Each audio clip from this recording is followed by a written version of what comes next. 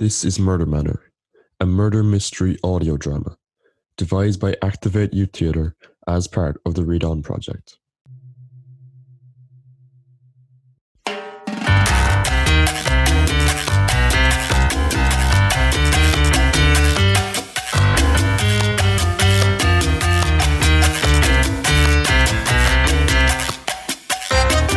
Detectives stood in the halls of Cynthia's house, confirming with each other who was the murderer. Their confidence was high and their smiles were broad as they came to a conclusion, one they were certain would impress everyone. They surely were the best detectives after all, and with everyone standing by in the ballroom, eager to hear their conclusion, the detectives brought a more serious facade forward. Time for the reveal. All right. This is our big moment, Arch. I have full confidence in our decision, sir. No, kid, I have to tell you something. We have not always got along. And at times I hated you with a passion. Agreed, sir. But kid, I think we proved that when we work together, we can achieve great things. And again, agreed, sir. Now, are we gonna knock the socks off of that PI or what? We got this. All right. Let's take it away. Good evening, ladies and gentlemen. Gather around, sit down, and make yourselves comfortable. But this won't take very long. No, this will not be taking very long because we cracked this case. Woo! Thank you very much, Kane. Indeed, we have. You're all here because you are the prime suspects in the murder of Cynthis Van Der Bolt. You're probably wondering, am I in the room with a killer? And you would be right. The killer is in this room. Well, some of you may be thinking, was it the maid?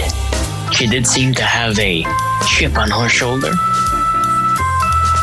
Mistreated over the years, having to put up with Cynthia's attitude. Excuse me. I know Miss Cynthia was not the easiest employer to work for, but that doesn't mean I killed her. I would never kill anyone. Oh, darn. Of course you didn't. I interviewed her, and I can honestly say, without a doubt, she did not do it. Thank you. Yeah, you can relax now. I mean, what were you going to do? Kill her with a butter now? It was not you. Trust me. Definitely not. Some of you may also be looking at a not so familiar but rather pompous face. Maribel, the so-called private investigator. A new face on the scene. But we can also assure you that she did not commit the crime. So I can go home. I'd like to go as soon as I can. Well, I think you were going to want to stick around and see the masters at work. You might learn a thing or two. Oh, very much so. Stay and watch this unfold. This brings us to, wait, who? Kane, who is this? I don't know. I thought you were about it. I've never seen that man in my life. Sir, can you, identify yourself, please? Yeah, do that. My name is Bartholomew Van Der Bolt. I am Miss Cynthia's son. Oh, Christ. Well, that's you. Oh, God. okay, take a 5. Main and Archer took a minute to discuss this new person in the room. Their voices now hushed to confusion. An uneasiness and nervousness had set in. They had felt certain, but now they felt unsure. All right. Okay, kid, what did you say your name was again? I'm Bartholomew Van Der Bolt. Cynthia was my mother.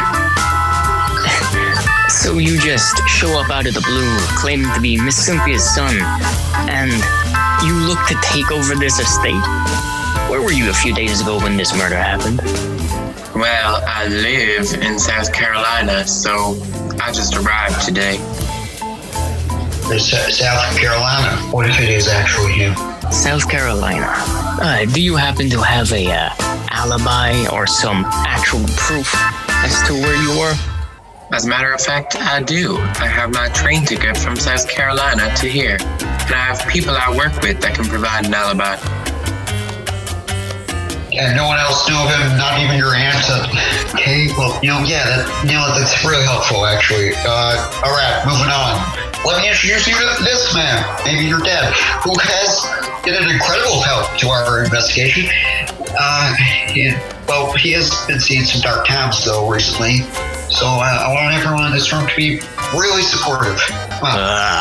This guy, please. Archer, come on. It's been a hard time. It has. Oh, come on now. As much as this sad, sorry excuse for a man might look like someone who would stoop so low as to kill a person just because they love them, it does not appear to be this case, unfortunately. Well, we all saw you intoxicated and snooping around the grounds. Are you sure it wasn't him? Mm-hmm. Ma'am, whoever you are, please, just let us get on with this. We're professionals. I love Cynthia. I would never do anything to hurt Cynthia. I mean, I did turn to the drink to help me through the hard times, but... Look, who hasn't? I mean, I do it all the time. I'm a bit tipsy right now. Hey, what was I saying? Oh yeah, the big reveal, it's coming up, you guys. So here we go. Archer, let's do this together, all right? All right. 1, 2, 3. Charlotte. Excuse me?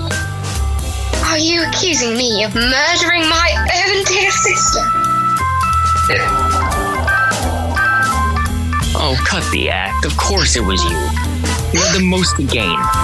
And you didn't even like your sister. Jealous of her. The daddy's girl. And you wanted her gone. I am sorry, but mere days after I lose my sister, who I will admit I had a troubled relationship with, but I loved very dearly. I am utterly appalled that you didn't even investigate this properly. If you had, you would know that I have an alibi. Oh, sure. Everyone has an alibi until they are pushed to show actual physical evidence. I have physical evidence. It is a dated and stamped ticket for a theatre show which I attended the very evening my sister died, if you would care to ask. In fact, hold on, one moment. Here it is. Oh my god, what is with me and tickets? Let me look at this. Yeah, what's it say? It's been stamped. It's been used. And I am sure the theatre staff could verify that I was there too. Oh shit. Well, there's my 25-year career down the toilet. As it should be. Kane, you never had a career. Don't flatter yourself.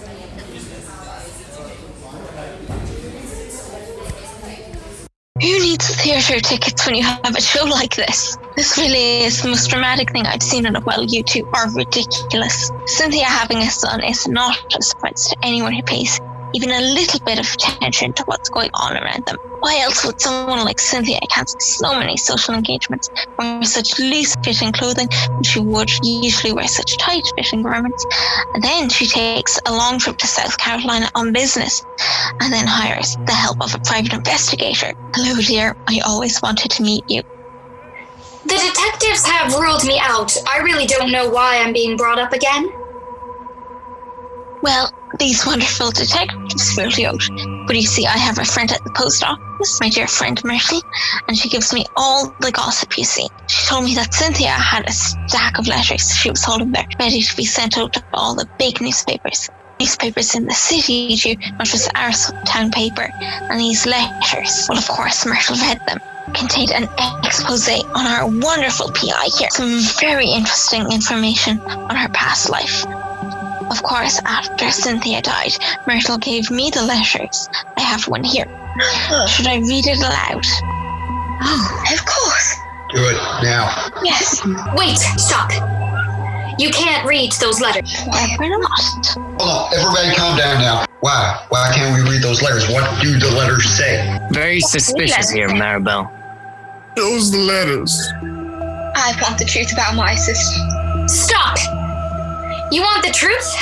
I'll give you the truth. Of course I did it.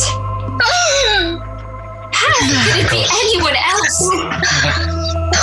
Nobody else would be able to kill someone as powerful as Cynthia. I regret nothing. In fact, I would do it again if I had the chance. I did all of you a favor. Cynthia was a two-faced, privileged, uncharitable, cruel, spiteful, inexcusable woman, and she had it coming. I would have gotten away with it too with you two bumbling idiots on the case. But I guess I broke my own rule. Never underestimate anyone, even a helpless old lady, it would seem. My work and my reputation are my most important things to me, you know that. But killing Cynthia is the best thing I've ever done, and I truly believe that I've made the world a much better place by doing it. Well, Maribel, I don't think you'll be making the world a better place from inside a jail cell. I really think you should come with us. No, wait. Don't I get a trial? Hold on now, alright, is this bumbling idiot you call me?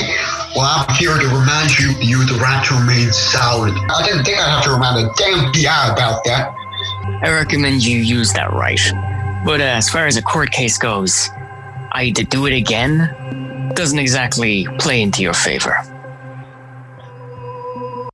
With that, the murder of Miss Cynthia was brought to a close, but not by Detectives Archer and Kane.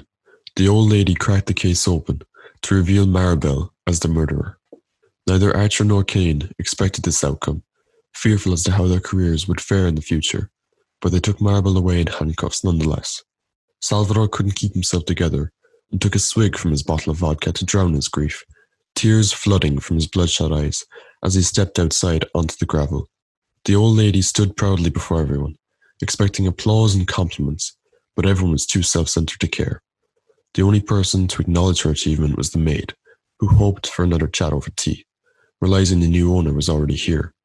Bartholomew stood at the door of the manor, watching on with a wide, almost sickly smile, as he knew this estate would be in his possession soon. This easy swoop-in of the estate did not go unnoticed, and Charlotte stood back, glaring at Bartholomew with a death stare. Or maybe the manor has secrets left untold.